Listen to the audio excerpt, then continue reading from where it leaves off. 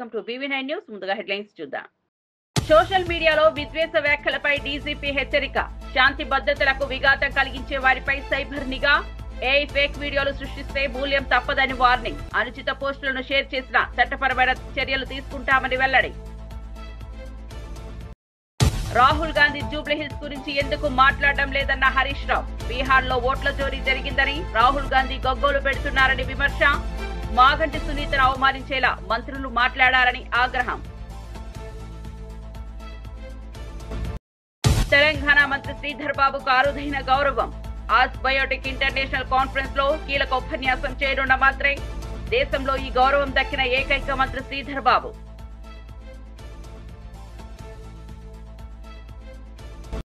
హిందువులు స్వేచ్ఛగా పండుగ చేసుకోవద్దా అన్న శశిధర్. హిందూ వ్యాపారస్తులు వ్యాపారం చేసుకోకూడదా అని ప్రశ్న. బాణసంచా దుకాణదారులపై పోలీసుల వేధింపులు ఆపాలని పిలుపు.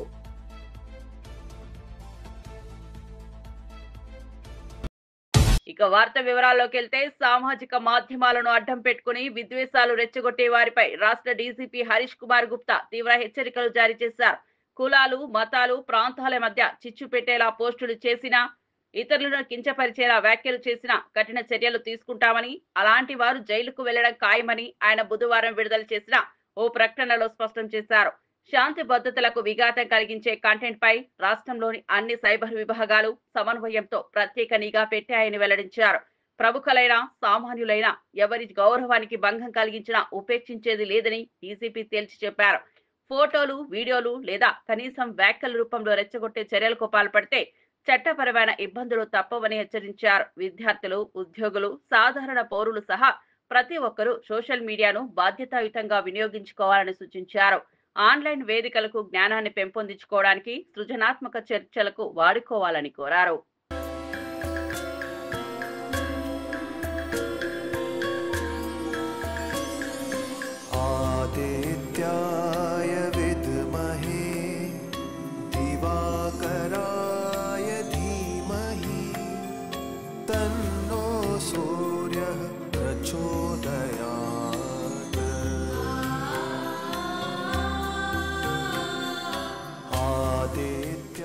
తెలంగాణ రాష్ట్ర ఐటీ పరిశ్రమల శాఖ మంత్రి దుద్దిల శ్రీధర్ బాబుకు అరుదైన గౌరవం లభించింది. ఆయన ఆస్ బయోటెక్ ఇంటర్నేషనల్ కాన్ఫరెన్స్ 2025లో కీలక ఉపన్యాసం చేయనున్నారు. లైఫ్ సైన్సెస్ రంగంలో ఆసియా పసిఫిక్ ప్రాంతంలో ఇది అత్యంత ప్రతిష్టాత్మకమైన సదస్సుగా పరిగణించబడుతోంది. ఆస్ట్రేలియా కాన్సుల్ జనరల్ హిల్లర్ మెగ్గిచి ఈ మేరకు ఆయనకు ఆహ్వానించారు. దేశంలో ఈ గౌరవం పొందిన ఏకైక మంత్రి శ్రీధర్ బాబు కావడం విశేషం. ఈ సదస్సు ఈ నెల 21 నుంచి 24 వరకు ఆస్ట్రేలియాలోని మెల్బోర్న్లో జరగనుంది. గత 2 ఏళ్లలో లైఫ్ సైన్సెస్ రంగంలో సాధించిన పురోగతిపై మంత్రి శ్రీధర్ బాబు ప్రసంగిస్తారు. అదే సమయంలో తెలంగాణలో ఈ రంగంలో ఉన్న అనుకూలతలు, అవకాశాలను గురించి ఆయన ప్రస్తావిస్తారు. అన్ని సాక్ష్యాలతో కూడుకున్న సాక్ష్యాలను ముందు పెట్టి ముందుకు నడుస్తూ దేశంలో వివిధ రాష్ట్రాల్లో, బీజేపీ పాలిత రాష్ట్రాల్లో ఏ విధంగానైతే ఓట్ చోరీకి పాల్పడి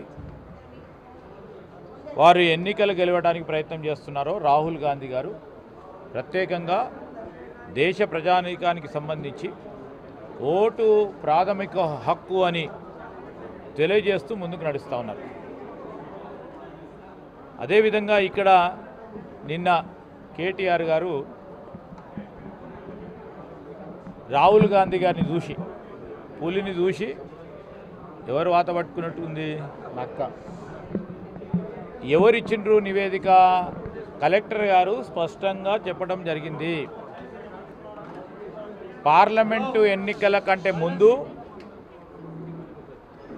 ఓట్లకు సంబంధించి, అసెంబ్లీ ఎన్నికల కంటే ముందు ఓట్లకు సంబంధించిన ప్రభుత్వం ఎవరిది ఉండే అని ఇక్కడ టీఆర్ఎస్ పార్టీ ప్రభుత్వం అధికారంలో ఉండే.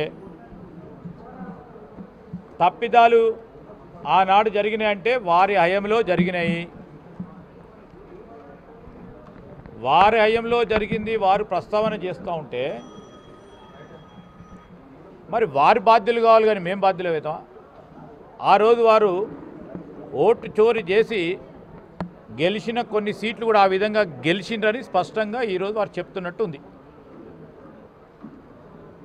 ఓటు చోరీకి సంబంధించి ఒక స్పష్టమైన వైఖరితో ప్రజాస్వామ్యంలో ప్రజలకు కల్పించిన ఒక ప్రధానమైన ఆయుధం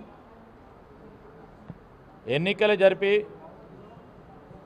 ఈరోజు ప్రజలకు సంబంధించిన ప్రభుత్వాలు ఏర్పాటు చేయాలి, వారి ప్రతినిధులను ఎన్నుకోవాలనే ఒక ప్రధానమైన ఉద్దేశంతో రాజ్యాంగంలో ఉన్న హక్కును కల్పించే కార్యక్రమం చేస్తే దాన్ని తూట్లు పొట్టడానికి ఒక పరంగా బీజేపీ పాలిత రాష్ట్రాలకు సంబంధించిన అక్కడున్న ఓట్ల చోరీ ఏ విధంగా అయిందో గత టీఆర్ఎస్ పార్టీ ప్రభుత్వంలో కూడా అదే విధంగా అయిందని వారే చెప్తా ఉన్నారు. ఇది స్పష్టం. మాకు చిత్తశుద్ధి ఉంది, మేమేదో చెప్పాలని కాదు. ఈరోజు జూబ్లీ హిల్స్ ఎలక్షన్స్కి సంబంధించి ప్రజల్లో ఈ ప్రభుత్వంపై ముఖ్యమంత్రి గారిపై ఒక నమ్మకం, ప్రత్యేకించి గ్రేటర్ హైదరాబాద్ మున్సిపల్ పరిధిలో గత 2 సంవత్సరాల నుంచి ఒక ప్రణాళిక. బీహార్ అసెంబ్లీ ఎన్నికల నేపథ్యంలో ఓట్లు చోరీ జరిగిందని ఆరోపిస్తున్న రాహుల్ గాంధీ తెలంగాణలోని జూబ్లీహిల్స్ నియోజకవర్గంలో జరుగుతున్న ఓట్లు చోరీపై ఎందుకు మాట్లాడడం లేదని BRS senior MLA Harish Rao ప్రశ్నించారు. జూబ్లీహిల్స్ నియోజకవర్గానికి చెందిన బీజేపీ నాయకులు, కార్యకర్తలు హరీష్ రావు సమక్షంలో బీఆర్ఎస్ లో చేరారు. ఈ సందర్భంగా హరీష్ రావు మాట్లాడుతూ మాగంటి సునీతను గెలిపించాలని, ఒక ఆడబిడ్డను ఆశీర్వదించాలని విజ్ఞప్తి చేశారు. భర్తను కోల్పోయిన భార్య, తండ్రిని కోల్పోయిన పిల్లలు ఎంతో దుఃఖంలో ఉన్నారని, ఆడబిడ్డలను అవమానించే విధంగా మంత్రులు మాట్లాడడం దుర్మార్గమని అన్నారు. విఘ్నత మర్చి విచక్షణ లేకుండా చిల్లర రాజకీయాలు చేస్తున్నారని ఆగ్రహం వ్యక్తం చేశారు.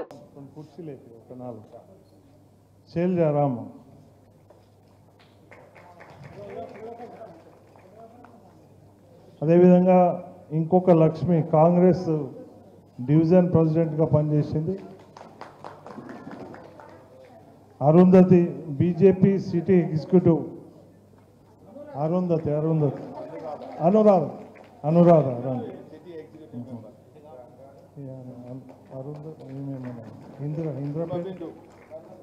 హిమబిందు మంజుల ఇందిరా కూడా రామ ఇందిర మంజుల కృష్ణ లక్ష్మి సత్యవతి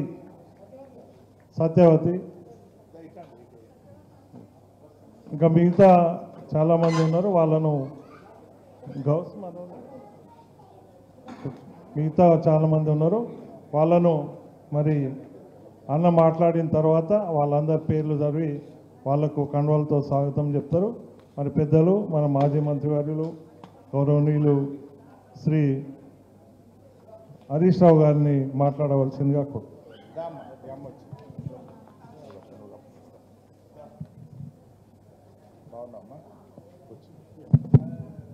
జై తెలంగాణ. మిత్రులందరికీ నమస్కారం. గౌరవనీయులు సభాధ్యక్షత వహిస్తున్న సీనియర్ నాయకులు పెద్దలు వెంకటరెడ్డి గారు, మిత్రులు మాజీ ప్రభుత్వ చీఫ్ విప్ హన్మకొండ మాజీ శాసనసభ్యులు దాస్యం వినయ్ భాస్కర్ గారు, అదేవిధంగా గౌరవనీయులు ఒంటేరు ప్రతాప్ రెడ్డి గారు, బాలప్రకాష్ గారు, తమ్ముడు నగేష్ గారు, జగిత్యాల జిల్లా మాజీ జిల్లా పరిషత్ చైర్మన్ సోదరిమణి వసంత గారు, మరి ఇప్పుడే బీజేపీ పార్టీకి రాజీనామా చేసి బీఆర్ఎస్లో చేరినటువంటి శ్రీమతి కళావతి గారు, బీజేపీ రాష్ట్ర ఎగ్జిక్యూటివ్ సభ్యురాలు శ్రీమతి. వరంగల్ జిల్లా వర్ధన్నపేట మండలం కట్యారాల్లో వింత ఘటన చోటు చేసుకుంది. 15 ఏళ్ల క్రితం వేసిన బోరులోంచి ఇటీవల 4-5 రోజులుగా నీరు దానంతట అదే పైకి ఉబిక్కి వస్తోంది.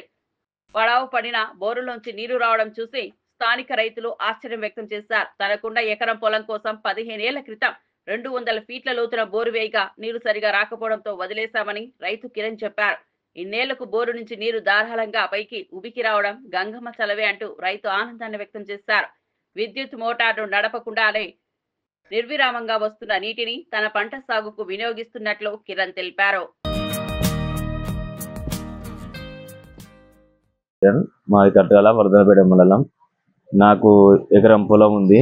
ఆ పొలంలో 15 ఏళ్ల క్రితం ఒక బోర్ వేసాను. ఆ బోరు సరిగా పోయకుండా ఆకుండా పోసే బోరు ఇప్పుడు అనుకోకుండా సడన్గా ఆ కేసింగ్ పైప్ నుంచి పైకి నీళ్ళు రావడం జరుగుతుంది గత 3 రోజుల నుంచి.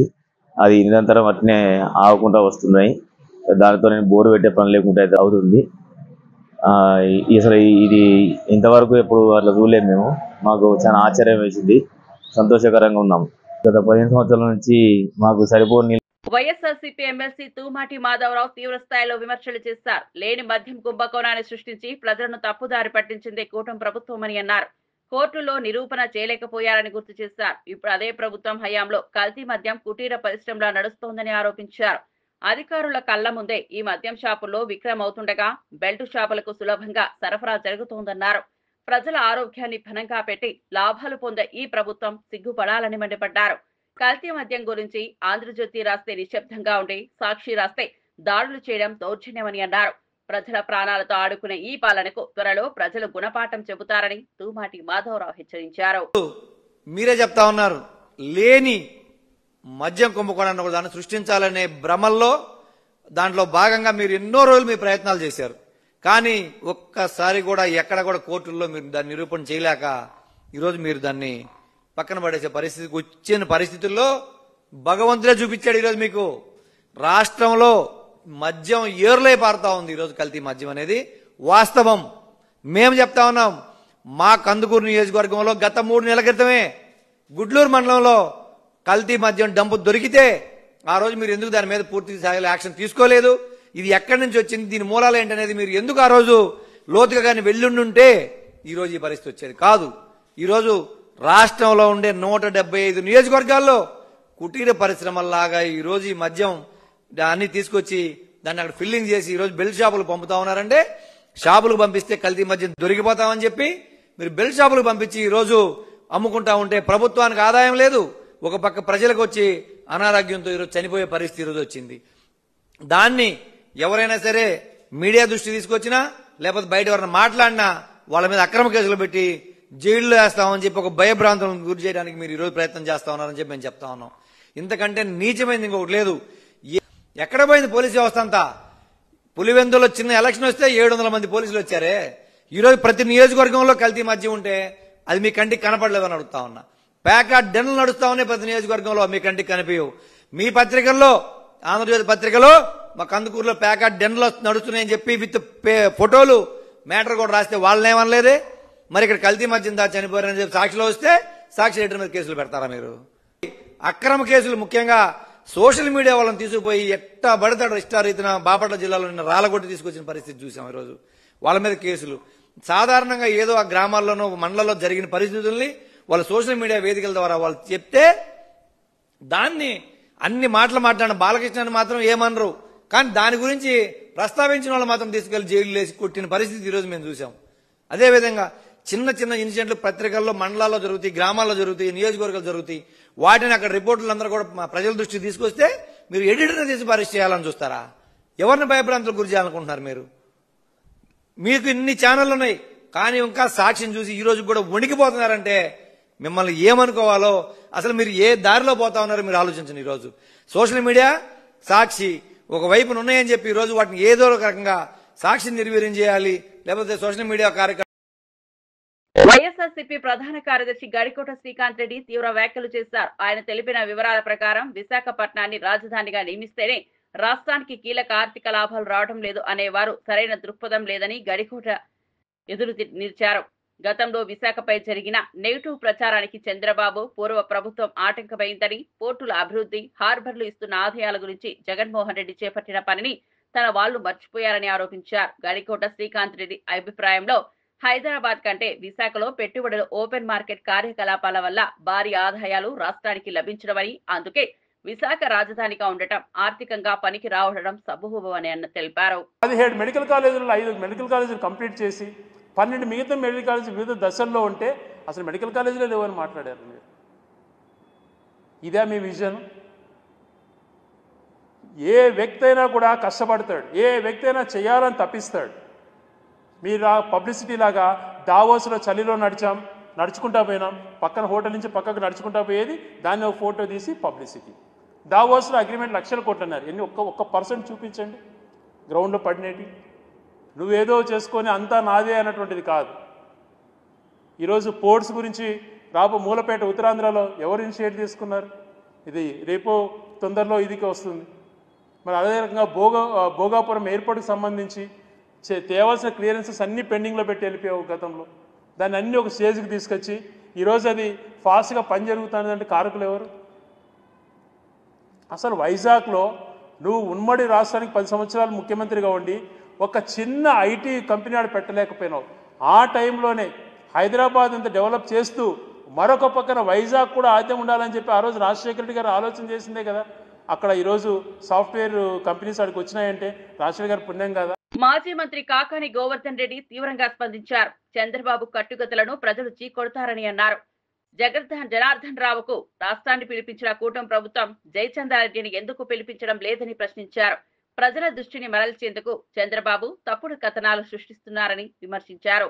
ప్రజల సమస్యలపై దృష్టి పెట్టకుండా ఆరోపణలతో మాయ చేయడం చంద్రబాబుకు అలవాటైపోయిందని ఎద్దేవా చేశారు.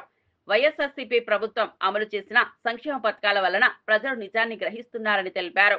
రాష్ట్రం ముందుకు తీసుకెళ్లాల్సిన సమయంలో రాజకీయ నాటకాలు ప్రదర్శించడం తగదన్నారు. తప్పుడు ప్రచారాలతో ప్రజలను మోసగించాలనే కూటమి ప్రయత్నాలు విఫలమయ్యాయని, ప్రజలు వారికి తగిన బుద్ధి చెబుతారని కాకాని హెచ్చరించారు. విదేశాలకు వెళ్ళిపోతే 3 కోట్లు ఇస్తానని చెప్పారు. 3 కోట్లు తీసుకుని విదేశాలకు వెళ్ళాడు. ఇస్తానని చెప్పి వెళ్ళాడు. ఆంధ్రప్రదేశ్కి ఎందుకు వచ్చాడు మళ్ళీ ఆయన? ఎవరు పిలిపిస్తే వచ్చారు? ఈ డీల్ ఆయన అయిందా లేదా? దాంట్లో ఏం చెప్పాడు? నాకు 3 కోట్లు ఇస్తానని ఆయన చెప్పాడు. 3 కోట్లకు సంబంధించి డీల్ పూర్తి కాకముందే ఆయన నేరుగా దిగబడ్డాడు కదా. ఇక్కడికి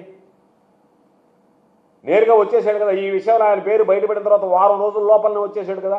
ఏమి ఎందువల్ల వచ్చాడు అనేటువంటి దానికి ఆధారం ఎవరు పిలిపిస్తే వచ్చారు, ఎవరు వస్తే వచ్చాడు. కాబట్టి ఆయన 3 కోట్లు ఇస్తానంటే ఈయన పోయినటువంటి చెప్పినటువంటి మాట పూర్తిగా అవాస్తవమా కాదా? వాస్తవం అయితే ఆయన ఆఫ్రికాలో ఉండి నేను 3 కోట్లు ఇస్తానంటే ఆయన ఆంధ్రాకి ఎందుకు వచ్చాడు? రావాల్సినటువంటి అవసరం ఏమొచ్చింది? కాబట్టి పచ్చి అవాస్తవాలను ప్రచారం చేస్తున్నారనేటువంటి ఇది ఒక ఉదాహరణ. తర్వాత మీరు మొలకల చెరువుకు సంబంధించినటువంటి సంఘటనలో కొంతమంది దోషులు జనార్దన్ రావు కన్నా ముందు తీసుకున్నారు అదుపులోకి. వెంటనే కస్టడీ పిటిషన్ వేసేశారు. 24 గంటల లోపలనే మాకు కస్టడీకి ఇవ్వండి, మేము దీని మీద లోతుగా విచారించాలని. జనార్దన్ రావు విషయంలో ఎందుకు మీరు కస్టడీ పిటిషన్ వేయలేదు? ఎందుకు జనార్దన్ రావు అనేటువంటి వ్యక్తిని మీరు లోతుగా విచారించడం లేదు?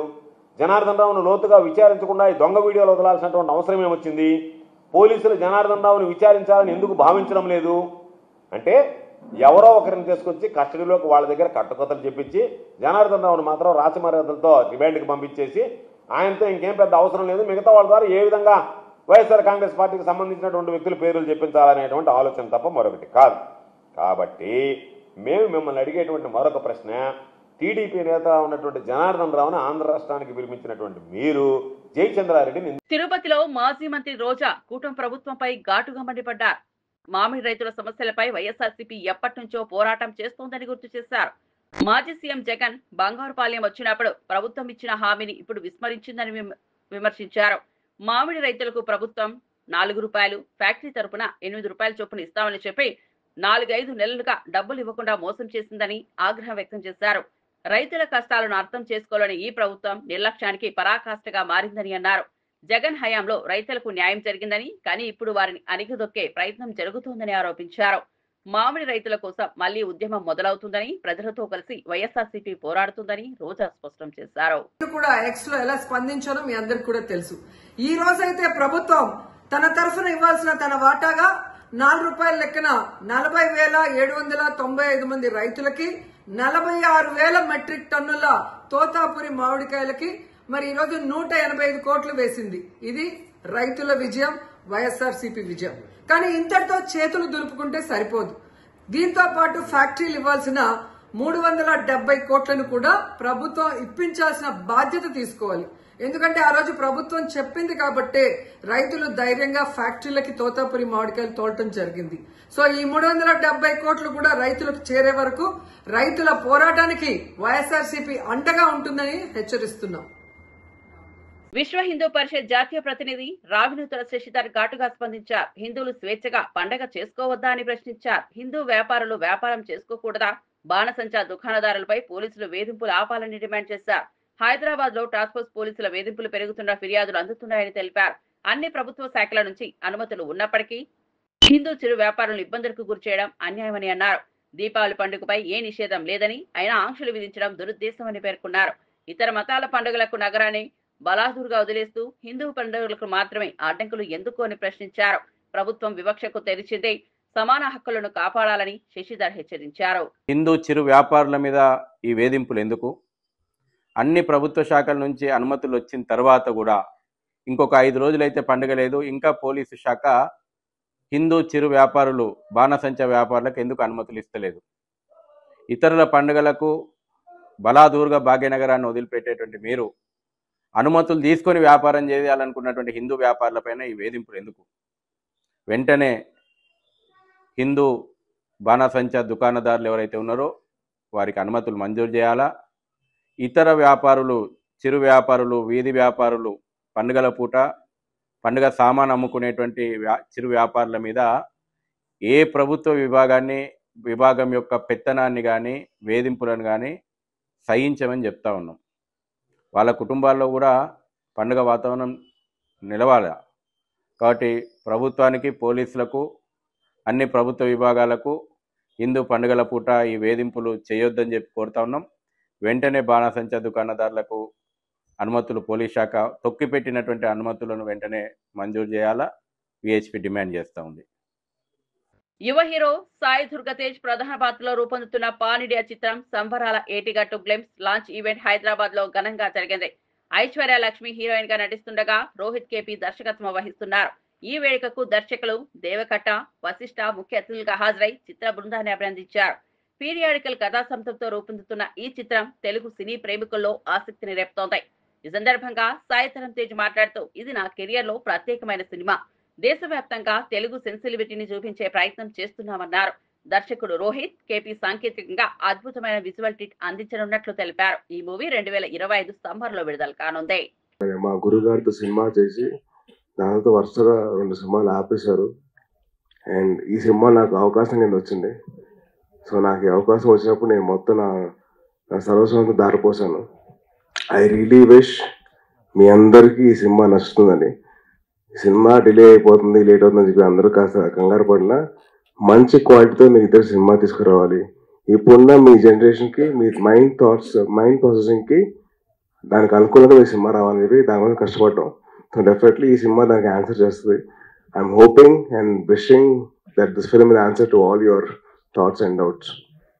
అండ్ మా cinema producers Niranjan garu and Chaitanya garu have been a huge support అండి. అంటే ఈ సినిమాకి ఇంత ఖర్చు అవుతుంది అని చెప్పి అనుకున్నా కూడా వాళ్ళు ఎక్కడ వెనకాడకుండా మాకు సపోర్ట్ చేస్తూ ఉన్నారు. And thank you so much ఇద్దరికి. Sorry first teaser I speak much, crowd ఎక్కువ ఉంది కదా. అండ్ సినిమా కోసం పనిచేసిన ఫ్యాషన్ డిజైనర్, మా కాస్ట్యూమ్ డిజైనర్ మా Ayesha garu has been continuously working అండి. ఆల్మోస్ట్ ఈచ్ క్యారెక్టర్కి ఒక 40-50 వెరైటీ ఆఫ్ కాస్ట్యూమ్స్ అనేది రెడీ చేశారు. థ్యాంక్ యూ సో మచ్ అండి. అండ్ మా కచింగ్ నవ్వకండి, మా సినిమా మొత్తం బాగా ఖర్చు అయిన పాట అయితే ఉందంటే ఈయనకు వద్దన్నా కానీ బిల్లు వస్తూనే ఉంటుంది. బాగా ఎక్కడ వెనకాడకుండా ఖర్చు పెట్టింది ఒకటే చోట. అది ప్రొడ్యూసర్కి బాగా ఖర్చు అయింది. హీరో రెమ్యునరేషన్ కాదు, క్యారెక్టర్ రెమ్యునరేషన్ కాదు, ఇంకేమి కాదు, ఓన్లీ ప్రొడక్షన్ డిజైన్. దక్షిణ కాశీగా పేరుగాంచిన వేములవాడ శ్రీ రాజరాజేశ్వర స్వామి ఆలయ అభివృద్ధి పనులు వేగంగా సాగనున్నాయని ప్రభుత్వ విప్ ఆది శ్రీనివాస్ తెలిపారు. ఈ నెల 19-20 తేదీల్లో శృంగేరి పీఠాధిపతి విధిశేఖర భారతి పర్యటన నేపథ్యంలో ఆలయ ప్రగతిపై వివిధ శాఖల అధికారులతో సమీక్షా సమావేశం నిర్వహించారు. ఆలయ విస్తరణలో భాగంగా దర్శనాలు, కోడిముక్కలు, పూజా కార్యక్రమాలకు ఎటువంటి ఇబ్బందులు కలగకుండా చర్యలు తీసుకుంటున్నామని దేవాదాయ శాఖ ముఖ్య కార్యదర్శి శైలజ రామయ్య తెలిపారు. భీమేశ్వరంలో ఆర్జిత సేవలను అందుబాటులోకి తెస్తామని వెల్లడించారు. తొలి దశలోనే 76 కోట్ల రూపాయల వ్యయంతో అభివృద్ధి పనులు ప్రారంభించామని ఆది శ్రీనివాస్ వివరించారు. వేములవాడను ఆధ్యాత్మిక, సాంస్కృతిక కేంద్రంగా తీర్చిదిద్దడమే ప్రభుత్వ లక్ష్యమని అన్నారు. పరిసరాల్లో జరుగుతున్న అభివృద్ధిని స్వయం పరిశీలన జరిపి గౌరవ ముఖ్యమంత్రి శ్రీ రేవంత్ రెడ్డి గారు ఇచ్చినటువంటి ఆలోచనకు అనుగుణంగా ముందుకు పోతున్న సందర్భంలో స్వామివారి సన్నిధిలో రావి చెట్టు ముందర తూర్పు భాగంలో కూడా LED స్క్రీన్ ఏర్పాటు చేసి తెరపైన స్వామివారి దర్శన భాగ్యాన్ని కల్పించాలని చెప్పిన ఒక ఆలోచన తీసుకోవడంతో పాటు రథాన్ని కూడా ఇక్కడ నెలకొల్పుకొని వచ్చేటువంటి భక్తులకు స్వయంగా దర్శన భాగ్యం కల్పించాలని చెప్పి ఒక ఆలోచన కూడా తీసుకొని ముందుకు పోతున్న తరుణంలో 76 కోట్లతో మొదటి దశలో ఆలయాన్ని విస్తరించే కార్యక్రమం చేస్తా ఉన్నాం. మనం వేములవాడ దేవాలయ పునర్నిర్మాణ కార్యక్రమాన్ని ఆల్రెడీ మొదలుపెట్టాము. టెండర్ కూడా అయిపోయి కాంట్రాక్టర్ కూడా ఎంపిక చేసుకున్నాము. ముఖ్యంగా తూర్పు వైపు ఆల్రెడీ డెమోలిషన్ వర్క్స్ కూడా టేకప్ చేయడం జరిగింది. ఎక్కడ కూడా భక్తులకి ఇబ్బంది కాకుండా దర్శనం ఇప్పించాలి అని ఒక కోరికతో ప్రభుత్వం ఉన్నారు కాబట్టి అది కూడా నిర్ణయించడానికి ఈ రోజు మేమందరం కూడా ఇక్కడ రావడం జరిగింది. స్వామివారి కళ్యాణము తర్వాత మిగతా అర్జిత సేవలన్నీ కూడా భీమేశ్వరాలయం కూడా మనం చేస్తున్నాము. కేటీఆర్ బీసీ రిజర్వేషన్ బిల్లుపై ఘాటైన వ్యాఖ్యలు చేశారు. 18న జరిగే బంద్ కు బీజేపీ మద్దతు తెలిపారని, సమాచారాలపై స్పందిస్తూ అసలు బీజేపీకి నిజమైన పాలనా సంకల్పం ఉంటే పార్లమెంట్ లో బీసీల హక్కుల కోసం బిల్లు పెట్టేవారని అన్నారు. బిల్లు పార్లమెంట్ లో పెట్టి ఛాయ్ తాగేలోపు పాస్ అవుతుందనే ఉద్దేశంతో ఆయన వివరించారు. కేటీఆర్ అభిప్రాయంలో నిజమైన సంకల్పం ఉండకపోతే మాత్రం వాగ్దానాలు, రోడ్డు ప్రదర్శనలు మాత్రమే అవుతాయని విమర్శించారు. రాజ్యాంగ పరిరక్షణ, సమైక్య హక్కుల విషయాలను రాజకీయ ప్రయోజనంగా మార్చకూడదని ఆయన హెచ్చరించారు. పార్లమెంట్లో చర్చలు, సంస్థాగత పరిష్కారాలు చెప్పి వాటిని అమలు చేయాలని, పార్టీలను స్పష్టమైన నిర్ణయాలు తీసుకోనాలని కేటీఆర్ పిలుపునిచ్చారు. కొట్లాడుకున్నాడు, ఇక్కడ యుద్ధాలు చేసుడు, ఒకల మీద ఒకరు మాటలు చేసుడు, పొన్నం ప్రభాకర్ మమ్మల్ని తిట్టుడు, మేము ఆయన తిట్టుడు, పొన్నం ప్రభాకర్ మళ్ళీ అడ్లూరు లక్ష్మణ్ తిట్టుడు, మధ్యలో ఇవన్నీ ఎందుకు? అల్టిమేట్గా ఏంటంటే రాహుల్ గాంధీ గారు, మోడీ గారు వాళ్ళిద్దరికిన కరెక్ట్గా ఉంటే, వాళ్ళిద్దరికిన కరెక్ట్గా అనుకుంటే ఒక్కటే ఛాయ్ కప్పు ఛాయ్ తాగే లోపల ఒడిచిపోతుంది పని. దీనికి మనం చేయాల్సింది కార్యక్షేత్రం ఇక్కడ కాదు. ఇక్కడ బంద్ మీరు ప్రకటించారు, దానికి మా నైతిక మద్దతు ఇస్తాం, తప్పకుండా మీతో నిలబడతాం. కానీ అసలు కార్యక్షేత్రం ఢిల్లీ. ఆ ఢిల్లీలో ఒక జంతర్ మంతర్ ధర్నాతో కాదు. మంత్రి కొండా సురేఖ కూతురు కొండా సుష్మిత తీవ్ర స్థాయిలో సీఎం రేవంత్ రెడ్డి, మంత్రులు ఉత్తమ్ కుమార్ రెడ్డి, పొంగులేటి శ్రీనివాస్ రెడ్డి, వేం నరేందర్ రెడ్డి, రోహిత్ రెడ్డిలపై విరుచుకుపడ్డారు. ఈ ప్రభుత్వంలో రెడ్డిలంతా కలిసి మా కుటుంబంపై కుట్ర చేస్తున్నారు, మా నాన్నను అరెస్ట్ చేసి మా అమ్మను మంత్రి పదవి నుండి తొలగించాలని చూస్తున్నారని ఆరోపించారు. రేవంత్ రెడ్డి ఇచ్చిన గన్ను రోహిత్ రెడ్డి డబ్బుల కోసం ఉపయోగించారని, ఆ కేసును మా మనిషి సుమంత్పై మోపి మా కుటుంబంపై మలుపు తిప్పాలని కుట్ర చేస్తున్నారని తెలిపారు. మా ఇంటికి అర్ధరాత్రి టాస్క్ ఫోర్స్ పోలీసులు వచ్చి మా అమ్మను అరెస్ట్ చేయాలని ప్రయత్నించారు. ఇది బీసీల తొక్కే కుట్ర అని ఆగ్రహం వ్యక్తం చేశారు. మా అమ్మపై చర్యలు తీసుకుంటే తీవ్ర పరిణామాలు తప్పవు అని సుష్మిత హెచ్చరించారు. ఫోన్ చేస్తే మాకేమని ఇచ్చారు, ఉత్తమ్ కుమార్ రెడ్డి ఇచ్చారు కంప్లైంట్ అని చెప్పారు. ఉత్తమ్ కుమార్ రెడ్డి కంప్లైంట్ ఇచ్చారు. ఎవరని ఒక 2 minutes రగన్నతో మాట్లాడాను. రగన్న ఉత్తమ్ కుమార్ రెడ్డి ఇచ్చిండు కంప్లైంట్, ఏమని ఎక్స్ట్రాషన్ చేసిండు, పుస్తలు పెట్టి ఎక్స్ట్రాషన్ చేసిండు అని కంప్లైంట్ ఇచ్చిండు అని చెప్పిండు రగన్న. ఓకే, సో మేము ఉత్తమ్ కుమార్ రెడ్డికి ఫోన్ చేసినాం. ఉత్తమ్ కుమార్ రెడ్డి అంకుల్ ఒకటే మాట చెప్పిండు, నేను ఎటువంటి కంప్లైంట్ ఇయ్యలేదు అని చెప్పింది. మీరు ఇక్కడ నుంచి ఉత్తమ్ కుమార్ రెడ్డి అంకుల్ వాళ్ళ ఇంటికి పోండి, పోయి అడగండి ఆయనని. ఇప్పుడు డెక్కన్ సిమెంట్స్ కి సంబంధించిన రోహిన్ రెడ్డి కూడా మీటింగ్ ఎగ్జాక్ట్లీ డెక్కన్ సిమెంట్స్ అనే సంస్థలో ఇప్పుడు నేను చెప్తా అండి, ఇప్పుడు మీరు అడిగినగా exactly the correct point I tell you. ఇది సిఎంఓ నుంచి వచ్చిన, ఇది సీఎంఓ. మీరు ప్లీజ్ కమ్ హియర్.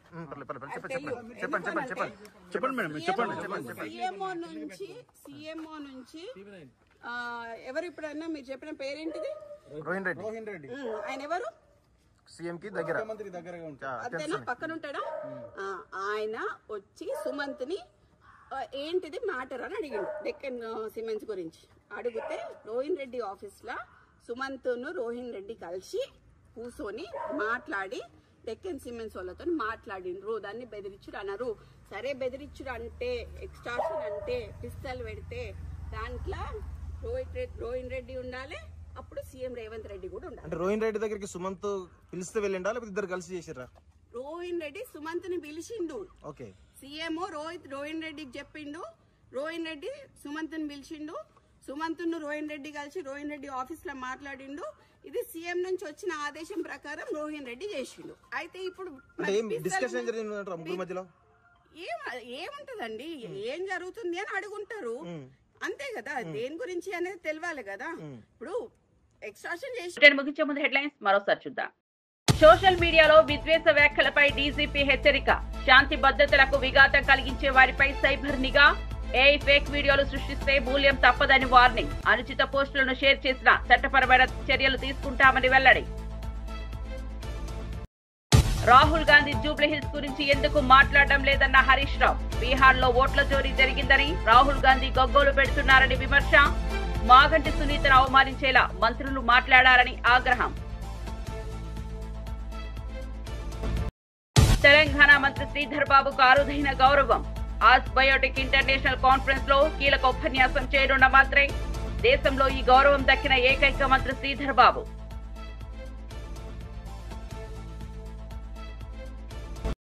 హిందువులు స్వేచ్ఛగా పండుగ చేసుకోవద్దా అన్న శశిధర్. హిందూ వ్యాపారస్తులు వ్యాపారం చేసుకోకూడదా అని ప్రశ్న.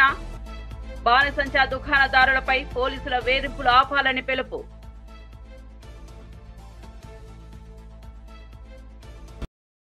మరిన్ని అప్డేట్స్ కోసం చూస్తూనే ఉండండి BB9 న్యూస్.